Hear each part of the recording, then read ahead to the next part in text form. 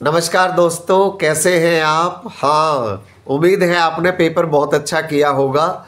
जिन दोस्तों का पेपर ये वाला कोड ध्यान से दीजिए, देख लीजिए, और सेट 2 रहा हो। सेट 1 हमने आपको थोड़ी देर पहले सॉल्व करके भेज दिया था। जिनका सेट 2 है 2, तो वे अब अपना पहले सेक्शन ए देख लीजिए, चेक कर लीजिए, और फिर बाकी सेक्शंस की बात हम बाद में करते हैं। तो आइए शुरू करते हैं सेक्शन ए। तो आइए दोस्तों, क्वेश्चन नंबर 1 देख लेते हैं। The system of equations x + 5 = 0 and 2x - 1 = 0 has a no solution, B unique solution, C 2 solutions, D infinite number of solutions। मुझे लगता है इस बच्चे ने तो, जिसका ये पेपर है, शायद यूनिक सॉल्यूशन लगा दिया। लेकिन देखिए, we must understand that the graphical representation of these 2 equations will be parallel, and since their graphical representation is parallel, it has to be no solution. The correct option has to be A. Just look at this graph. Yes sir. यदि हम x + 5 के लिए graph बनाएं तो x की value यहाँ से -5 आएगी, जो कि y एक्सिस के, ये y एक्सिस है, y एक्सिस के पैरेलल जाएगी। 1 2 3 4 5 ये वाली लाइन जाएगी। और 2x - 1 के लिए यदि हम ग्राफ बनाएं तो x की वैल्यू 1/2, जो 1/2 यहाँ से जाएगी, ये भी y एक्स के पैरेलल है। It means these 2 lines are parallel, और जब पैरेलल है तो आपको पता ही होगा बेटा कि नो सॉल्यूशन। हमें ये बात समझनी ही होगी कि unless graphically these 2 lines intersect each other, there cannot be any solution. और वैसे भी आप सॉल्व करके देख लीजिए, जब आप x की वैल्यू इससे फाइंड आउट करेंगे, उसी वैल्यू को इसमें रख के देखिए, तो फिर ये फिट नहीं होती है इसमें। दैट इटसेल्फ इंडिकेट्स कि there is no solution for this system of equations. आइए अब हम ले लेते हैं क्वेश्चन नंबर 2 को। In a right triangle ABC, right angle at A, if sin B = 1/4, then the value of sec B is D is the correct answer। Explanation के लिए हमने अभी अभी थोड़ी देर पहले सेट 1 का जो सॉल्यूशन भेजा है, उसमें आप देख लेना। क्वेश्चन नंबर 3 ले लेते हैं। ये √0.4 is a/n, a natural number, integer, rational number, irrational number। The correct option is irrational number। Solution देखना चाहें तो फिर से सेट 1 का करके भेजा था, उसमें देख लीजिएगा। क्वेश्चन नंबर 4 ले लेते हैं।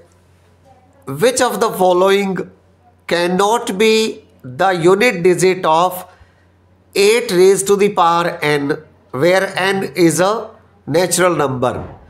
देखिए, इसमें देखने वाली बात ये है, when you factorize 8, it comes to 2 × 2 × 2 × 2, तो 5 तो कहीं है ही नहीं। And this is the reason he is asking के कौन सा डिजिट यूनिट प्लेस पे नहीं हो सकता। तो जब तक 5 और 2 दोनों नहीं होंगे, तब तक 0 यूनिट प्लेस पे नहीं आएगा। So the correct option is option C।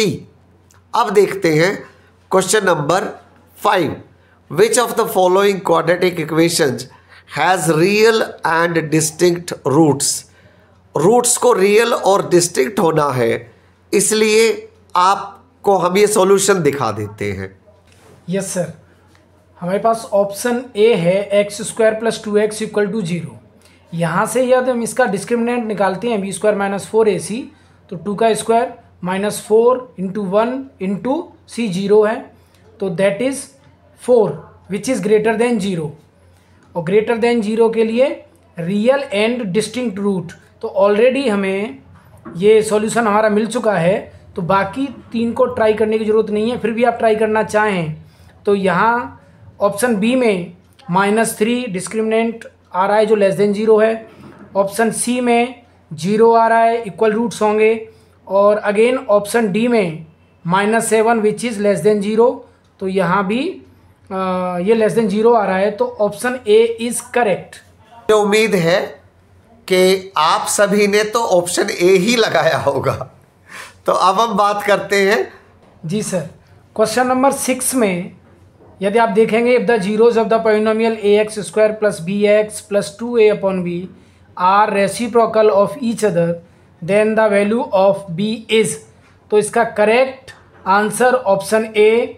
इसे हम अपने पहले वाले सेट 1 में डिस्कस कर चुके हैं, तो यदि आपको सॉल्यूशन देखना हो तो आप वहाँ जा सकते हो। क्वेश्चन नंबर 7 देखिए, द डिस्टेंस ऑफ पॉइंट जिसका ये एब्सिसा है और ये ऑर्डिनेट है from x axis is.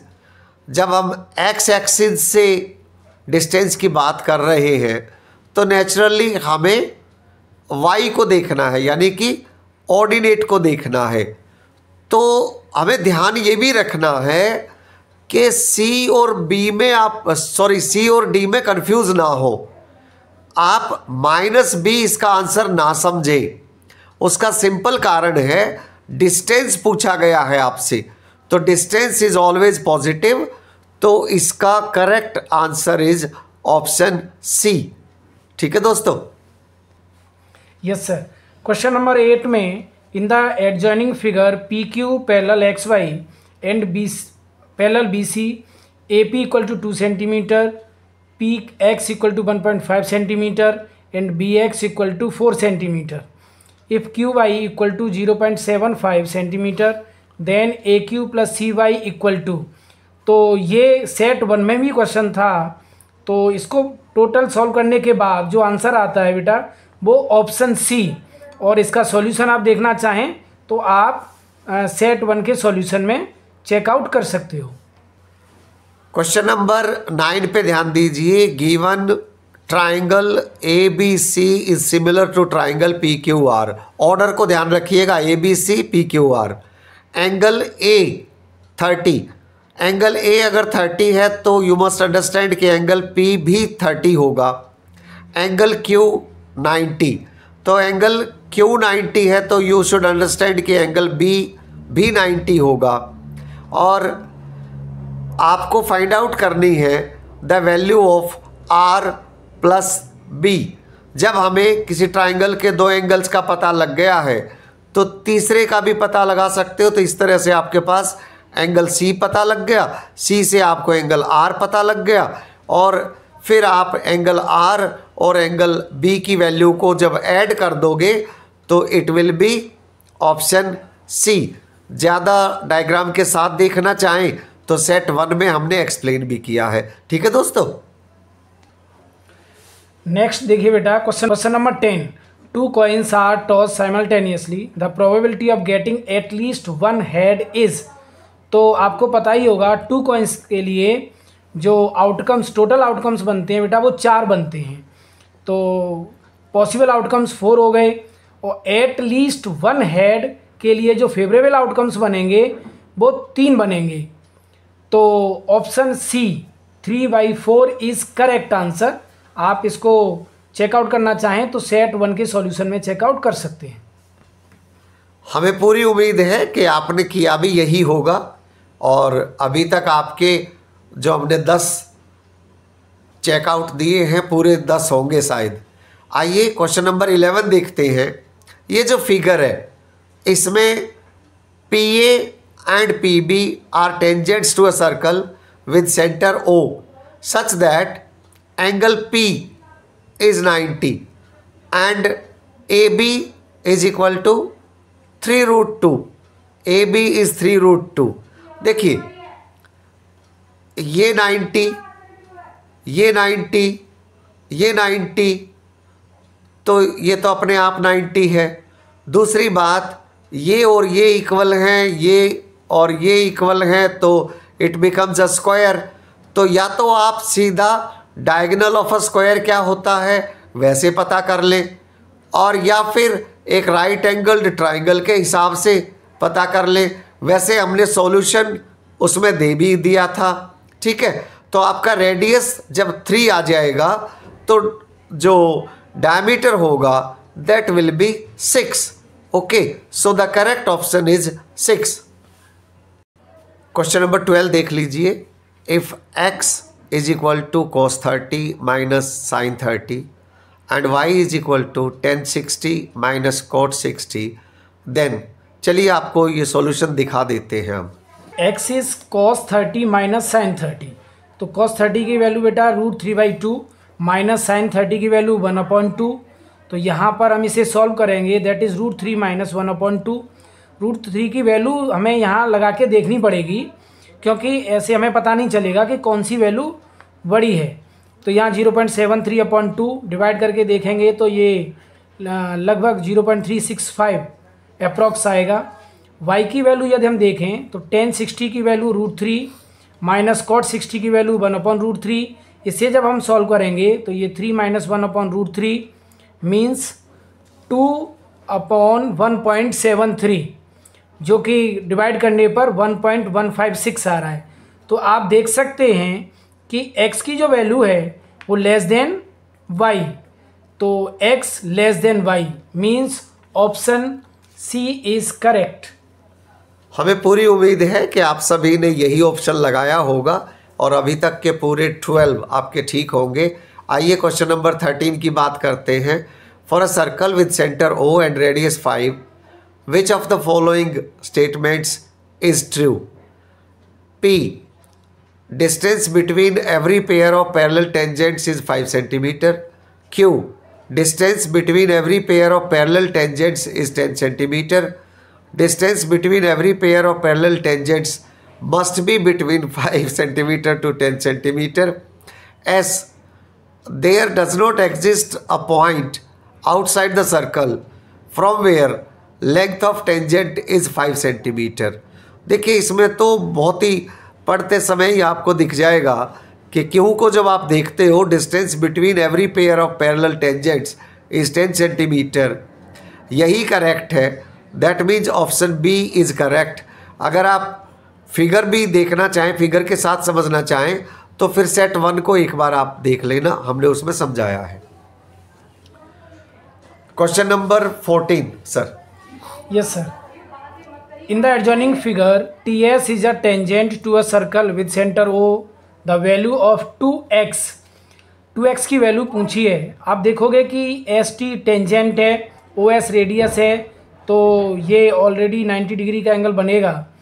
It means 3x plus x equal to 90 हो जाएगा। यहाँ से हम x की वैल्यू निकाल लेंगे, x की वैल्यू 22.5 आएगी, तो 2x की value 45 means option B is correct.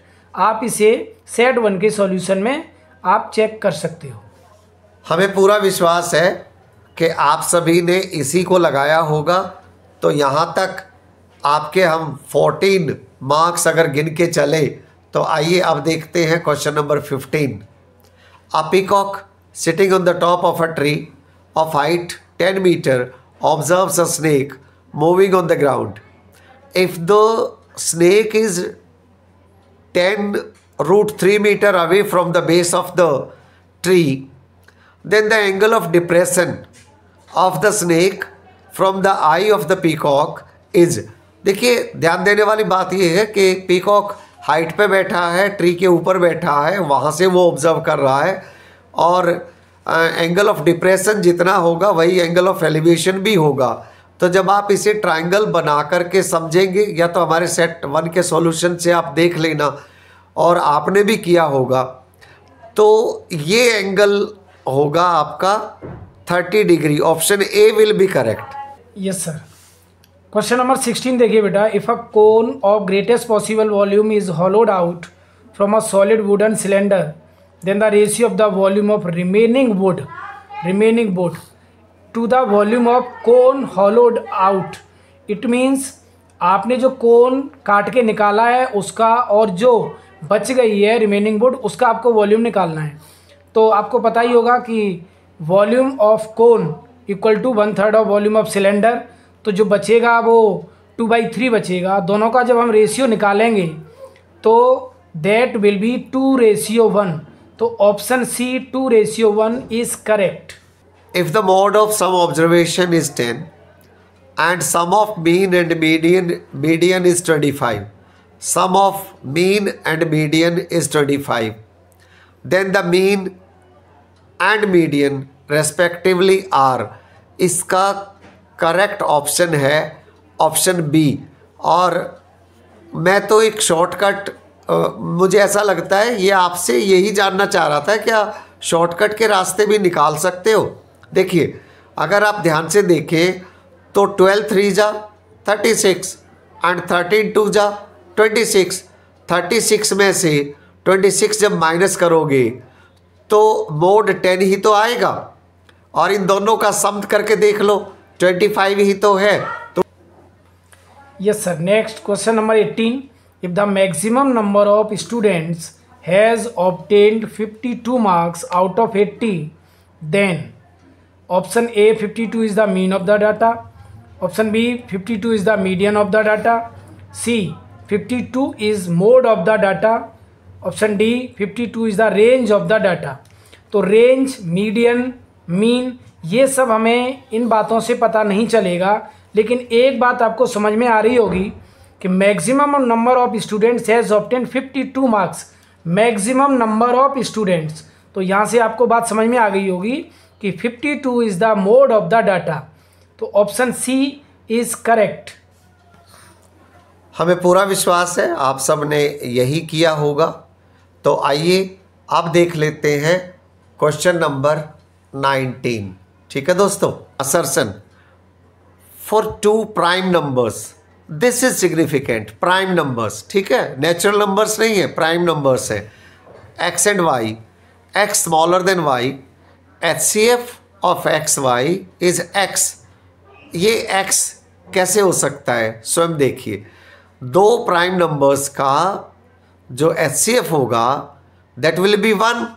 ठीक है, तो ये तो रॉन्ग यहीं पे हो चुका, आगे देखें या ना देखें। And LCM will be y, so assertion A becomes false, and once assertion A becomes false तो आपको वैसे समय बर्बाद करने की ज़रूरत है भी नहीं, आगे सीधा सा चले जाइए ऑप्शन डी पे, एंड इसके लिए आप लिख दीजिए ऑप्शन डी।